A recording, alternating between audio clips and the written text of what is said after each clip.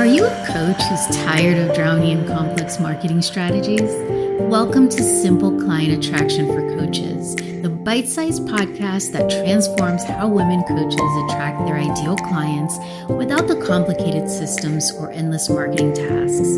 I'm your host, Sandra Fidelis, and each episode I bring you straight talking conversations with successful coaches and industry experts who share their most effective and simple client attraction strategies. Subscribe now and discover how to fill your practice with dream clients in less time than it takes to enjoy your morning coffee. And today we have Pat Roa-Perez, who is a wellness coach for women entrepreneurs who struggle with ADHD, depression, or anxiety.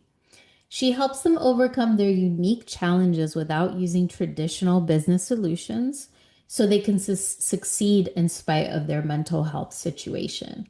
And today, Pat is going to be speaking to us about mental health and the woman entrepreneur. So welcome, Pat. Hi, Sandra. Thank you very much for having me. Pat, we're going to be talking about this topic around mental health and the woman entrepreneur. There are three things that you have found out on your entrepreneurial journey you wish you had known that would have made a huge difference in shortening the time of you achieving the level of success that you wanted. So I want to start with that. Can you please share with us what are those three pieces that you felt you wish you would have known earlier? Yes, and really, I wish I had known like years ago because I've been at this for 20 years. And so I've seen a lot, I've done a lot. One of the things is knowing the true impact that mental illness has on your life.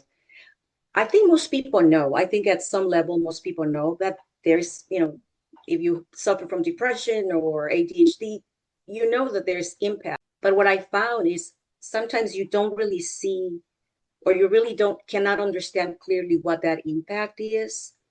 And, through like the last 20 years, I knew that my depression was impacting my personal life and specifically my relationship, my parenting. I could see that, but everything else I could not see, my business and other aspects of my life.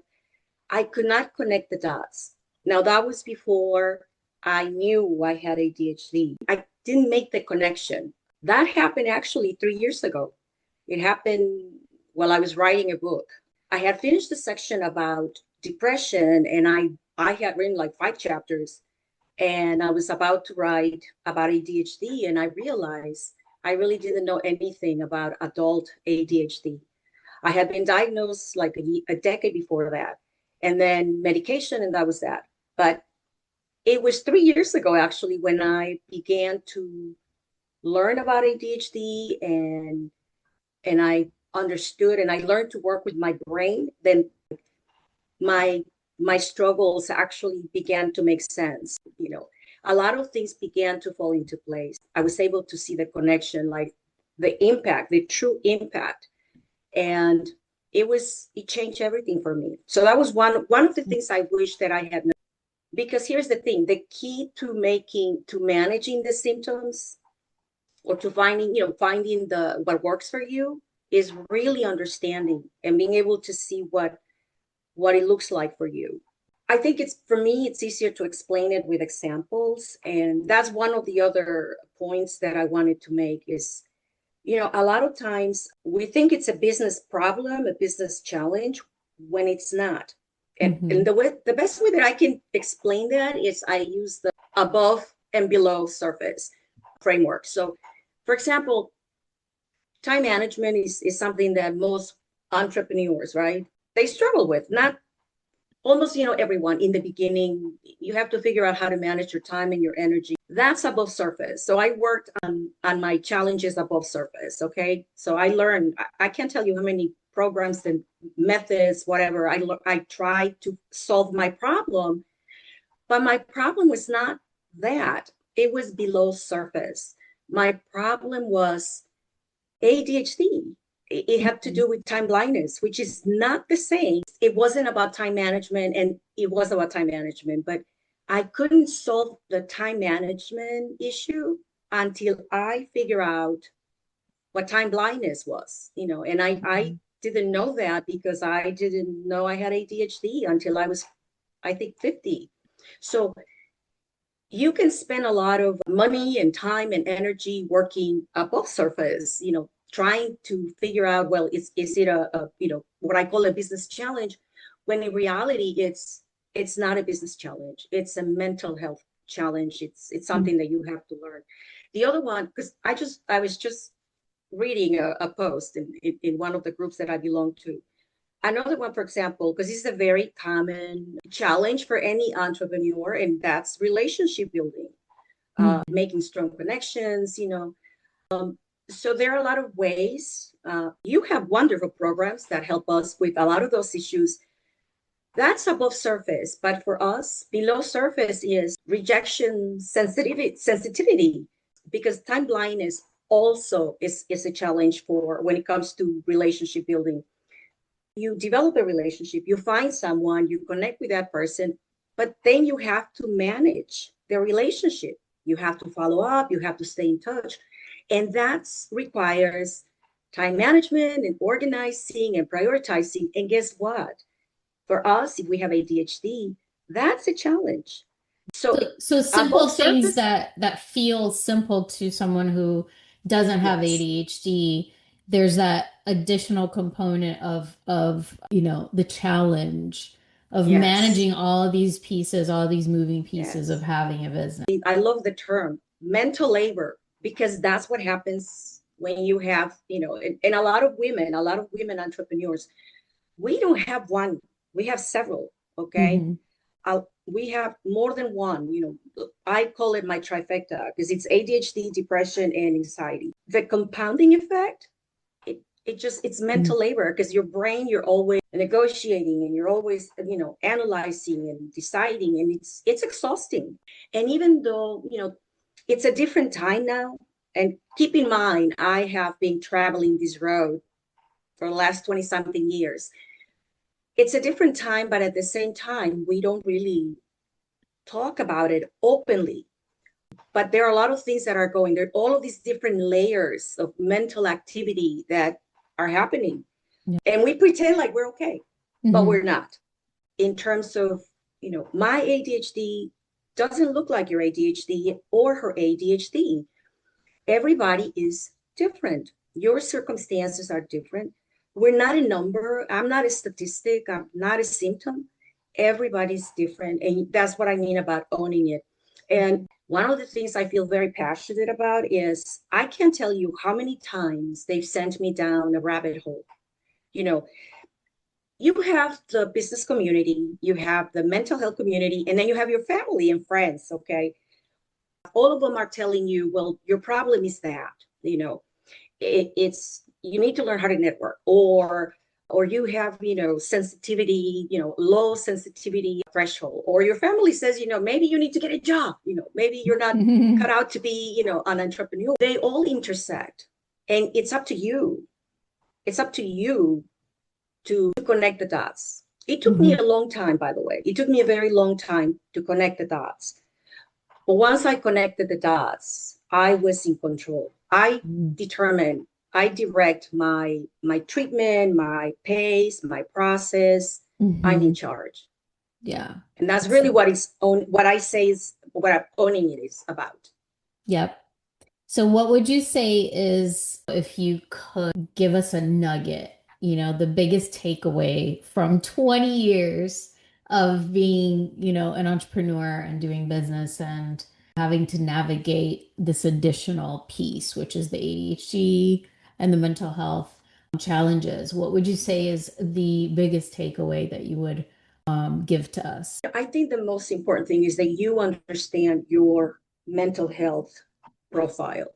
Is it ADHD? Is it depression? You really need to understand what your unique situation is. Because here's the thing, if you understand that, then you can find the right solution. And that includes a lot of things. It can be therapy, it could be your coaching, it could be a specific program.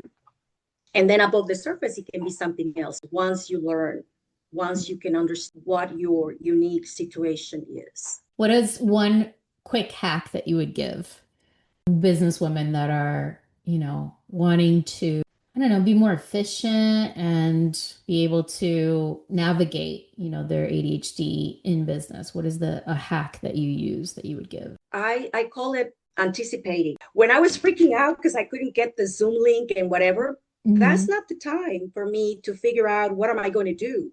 Yeah. I would just cancel. No, you have to know, you anticipate, and then have a menu and write it out because a lot of us cannot remember.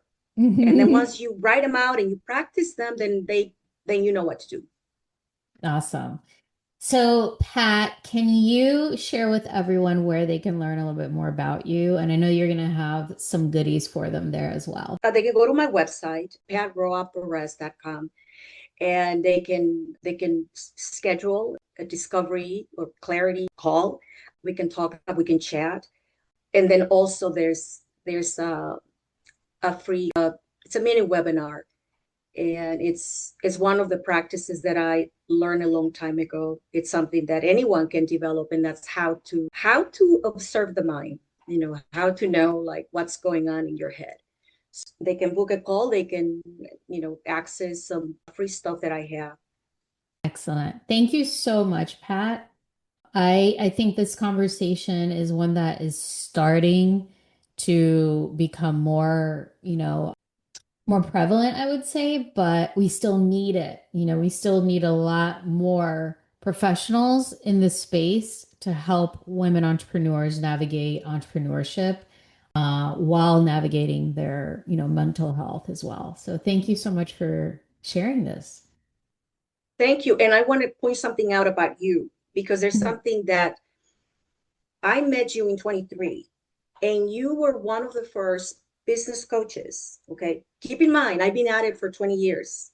I've been through with many different coaches. You were one of the first coaches that, in a way, started addressing some of our things. Because I remember one of your freebies, one of the first programs was something about mindset. And I was kind of surprised that it's like, oh, okay, because that's what I would call below surface issues. And I have to say, you were probably the first one, the first business coach that presented that to us. That's why I stuck around with you for quite a while. Well, thank you so much. I appreciate that shout out. Thank you. Thank you very much. And again, success is possible for us. Even if it feels like it's impossible, it is possible while you're managing your mental health situation. And working with someone who can help and who understands that, I think, can set you up for success as well. Thank you so much, Pat. Thank you so much for joining us on another episode of Simple Client Attraction for Coaches. Want to launch your own interview style podcast? Grab the free Launch an Interview Style Podcast Guide at sandrafidelis.com/podcast guide, or point your camera at the QR code on the video to download. I hope today's bite-sized strategies have given you practical ideas you can implement right away in your coaching business. If you'd like to watch the video of our interview, then head on over to simpleclientattractionforcoaches.com. Did you find value in today's episode? If so, please share it with other coaches in your network who could benefit from these straightforward, bite-sized strategies. And don't forget to subscribe, rate, and review us. Until next time, remember, client attraction doesn't have to be complicated. Small, consistent actions can lead to remarkable results. I'll see you in our next episode with more simple strategies to help your coaching business thrive.